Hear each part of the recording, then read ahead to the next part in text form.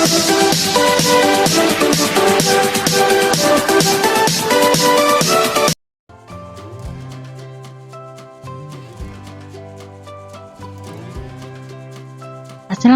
warahmatullahi wabarakatuh. Selamat pagi dan salam sejahtera untuk kita semua.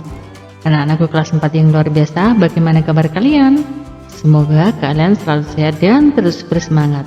Bersama Beger Tulungagung, berjumpa kembali dalam video pembelajaran LKS Cerdas Tangkas semester 2. Pada pertemuan kali ini kita membahas tema 9, Kayanya Negeriku, di subtema 1, pembelajaran yang ke-1. Sebelum belajar, yuk kita berdoa sesuai dengan ajaran agama dan keyakinan kita masing-masing supaya mendapatkan ilmu yang bermanfaat. Berdoa dimulai. Selesai, langsung saja. Yuk kita simak video ini sampai habis dan jangan di-skip.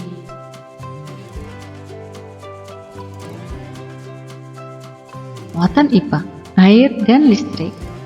Anak-anak, air tentunya manfaatnya sangat besar sekali untuk kehidupan kita ya, terutama di bidang pertanian, industri, rumah tangga, rekreasi, dan aktivitas lainnya. Nah, air dan listrik menjadi kebutuhan manusia yang tidak dapat digantikan dengan yang lain, karena kegiatan sehari-hari manusia dapat terganggu ketika pasokan air dan listrik juga terganggu. Nah, silakan kalian pause video ini supaya kalian bisa mudah untuk membaca, atau bisa kalian membuka buku kalian di tema 9 subtema 1 di pembelajaran yang ke-1, muatan IPA.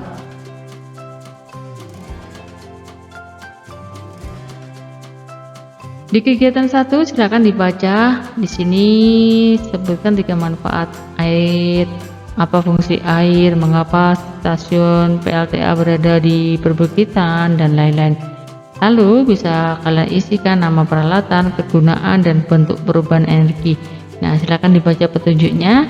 Jika masih mengalami kesulitan bisa cek di kolom komentar.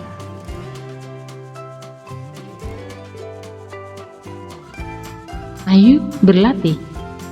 Berikut adalah soal-soal yang digunakan untuk mengasah kemampuan kalian.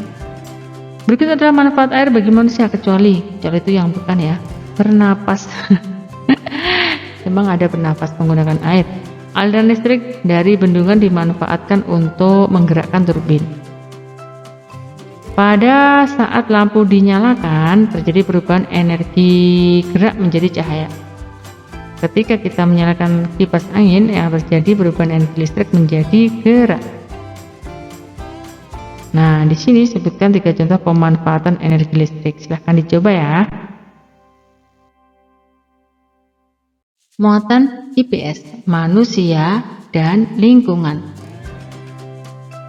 Lingkungan adalah sesuatu yang ada di sekitar manusia. Lingkungan bisa mempengaruhi perkembangan kehidupan manusia.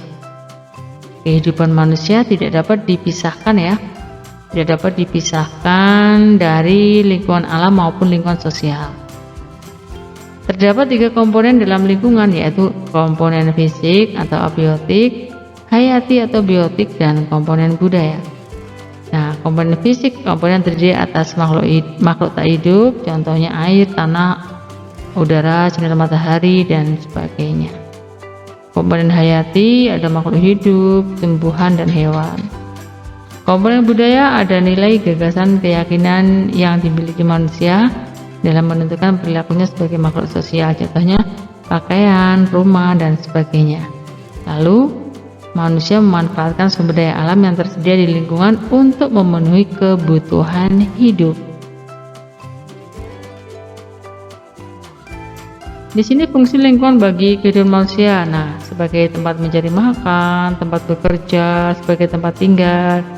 Untuk kejelasannya, kalian bisa mempause videonya supaya bisa membaca dengan jelas. Di sini ada kegiatan, sebutkan 3 kegiatan manusia yang memanfaatkan lingkungan sebagai tempat tinggal. Sebutkan 3 sumber daya alam yang ada di sekitarmu beserta manfaatnya. Lalu di sini ada ayo berlatih. Berikut yang tergolong sumber daya alam yang dapat diperbarui. Sumber daya yang dapat diperbarui adalah Nah, di sini tumbuhan. Manusia membutuhkan lingkungan untuk mencukupi kebutuhan. Air dan tanah tergolong komponen abiotik ya dalam lingkungan. Petani memperoleh penghidupan dari sawah. Manusia melakukan interaksi dengan manusia lain. Sebutkan 3 contoh interaksi. Nah, bisa coba dikerjakan sendiri ya.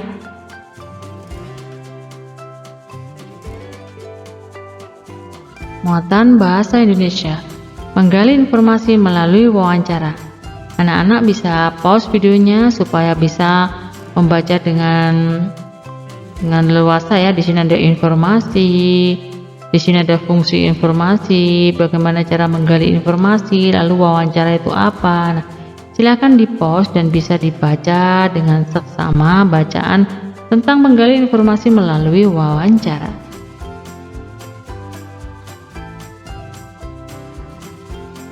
Hal-hal yang harus diperhatikan dalam melakukan wawancara ada menyusun daftar pertanyaan, menentukan narasumbernya itu siapa, lalu melaksanakan wawancara. Di saat kalian melakukan wawancara, silakan tuliskan hal penting dari jawaban yang diberikan oleh narasumber, orang yang kalian wawancara, dan di akhirnya nanti silakan membuat kesimpulan dari hasil wawancara.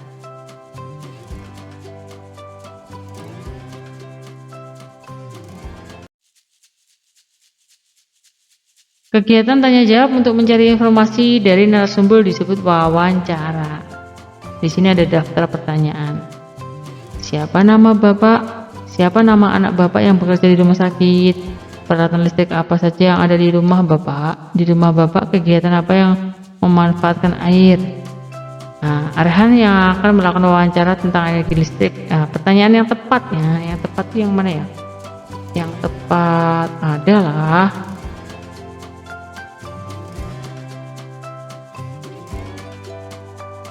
membangun PLTA merupakan salah satu upaya untuk memenuhi kebutuhan listrik masyarakat. Sinonim itu persamaan dari upaya adalah usaha. Titik cara menghemat energi listrik. Kata tanya yang cepat, bagaimana? Sebutkan apa saja yang harus diperhatikan saat melakukan wawancara. Tadi sudah ya. Silakan digeser slide-nya supaya bisa menjawab pertanyaan nomor 5.